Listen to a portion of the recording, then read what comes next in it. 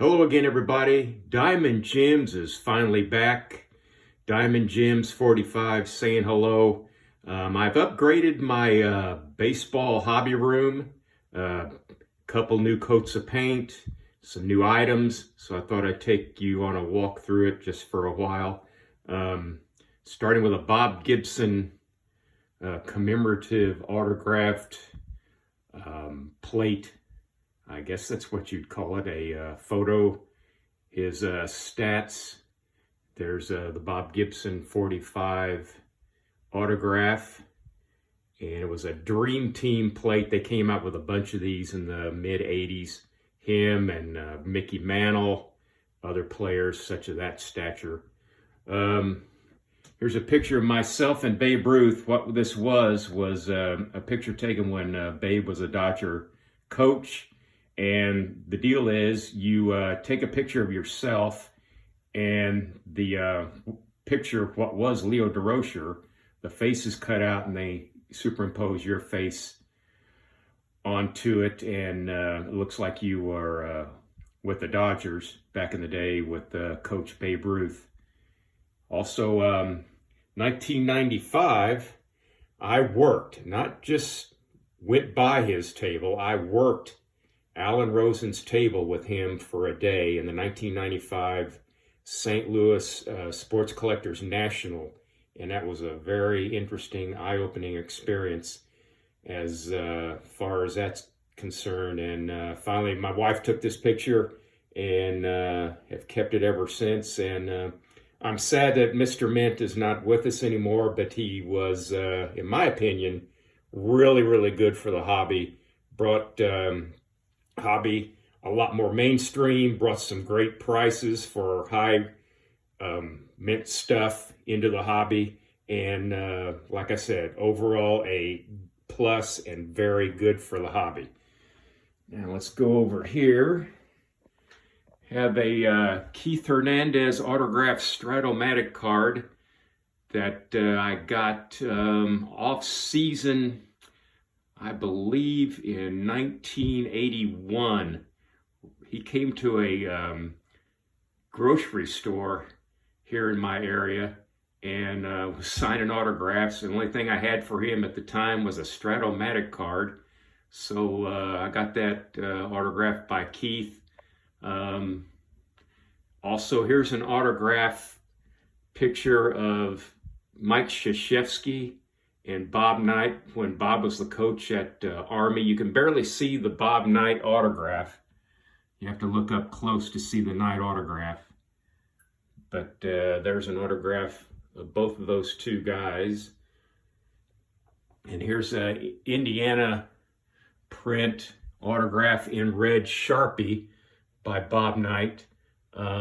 Saw Bob at a function in southwestern Indiana one night, and I took a red Sharpie because Indiana is red and white, or cream and crimson, and I was one of the first guys to get his autograph, and he just kept my Sharpie, and he said, "Can't you afford another one?"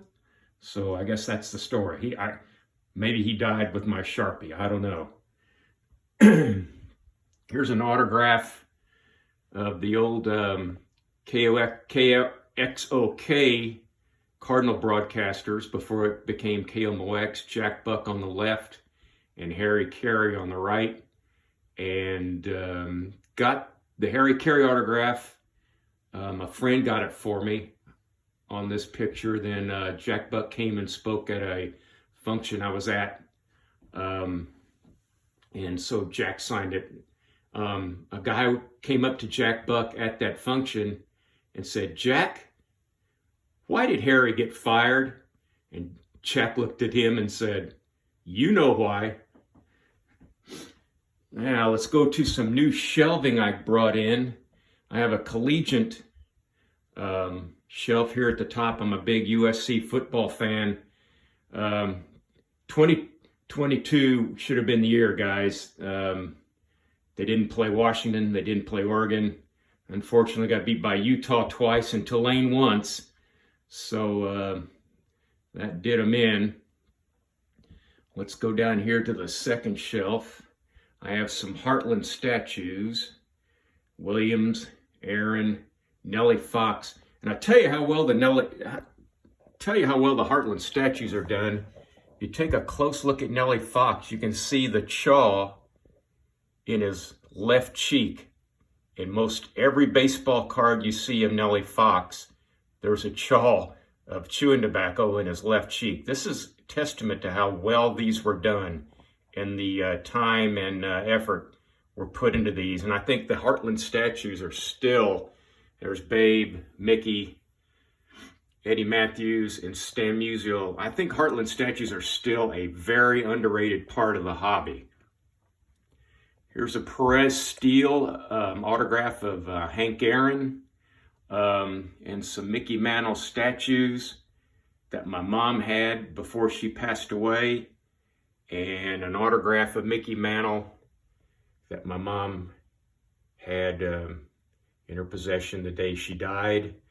And I think this is going to be sort of, this shelf here on this side will be sort of an Immortals section where I have these Perez Steel postcards signed by the likes of Aaron, DiMaggio, Mantle, Musial, Ted Williams. You know, these postcards were made in 1981-ish, and those fellows stayed alive and signed a bunch of them before, you know, each of them died. I think Mantle died in 95, so it was 14 years ago to sign these. So I think I'll start a little shelf of those here. Next shelf, I have a Cardinal bobbing head, an Eddie Gaedel bobbing head, and a Mickey Mantle Hotel matchbook. My mom hated going down to where my dad lived, or where he grew up in Oklahoma. So the deal was we had to stay at the Mickey Mantle Holiday Inn in Joplin, Missouri every time it went down. So picked up some matchbooks and still have them. My mom had them, and I inherited them. So no problem there. I got a good place for them, Mom. Then some oddball Bob Gibson stuff. If you've seen my videos before, you know I'm a Bob Gibson collector. There's the 69 Decal, the 70 Topps Super, then a Topps Giants, a postcard back in his rookie season. If you look closely, he's still wearing number 58, and it hasn't changed. He was then, I think he went to 31 for a very short period of time. Then he was 45 for the rest of his career. 2 autographed Hall of Fame plaques, postcards, and then the Perez Steel, much like the Aaron, that's signed and authenticated by PSA. Then the last shelf I'm going to show you, it's the last one I have that's baseball in mind. The Mecca double folder of Miller Huggins and Roger Bresnahan. They were both pictured on this as Cardinals. They're both Hall of Famers, but they're Hall of Famers for things they did after their Cardinal tenure. But oldest card I have, it's 112 years old as I make this video.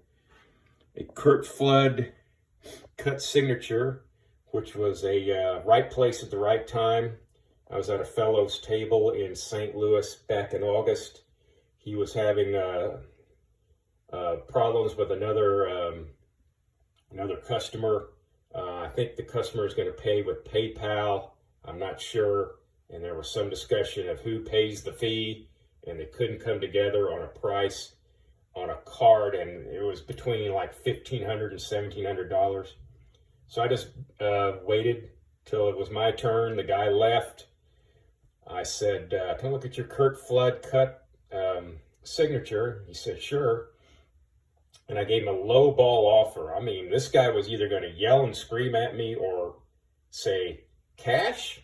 Well, he said, "Cash?" And I said, "Absolutely." So there's my Curt Flood cut autograph. Then the high-numbered Curt Flood from the 1962 set. Then I have a first Cardinal card of Ozzie Smith, a first Cardinal card of Lou Brock. I know there's a lot of glare. There you go. Yeah, still not very good. But first Cardinal card of Lou. This is a 1970 Lou Brock that I bought basically because the condition is a 9. One of the highest condition Lou Brock cards I have. I think his 67 that I have is in an 8.5, but this is a 9. And 67 Cardinals team card, the 67 Cards Clubbers, the 67 Red Shingdingst, and then a guy that's up for well, he's going to be voted on to maybe be in the Hall of Fame. Bill White, who was a Cardinal first baseman. In fact, he was a New York Giant, then a San Francisco Giant, then the Cardinal first baseman until about 1966. Then they traded him to the Phillies.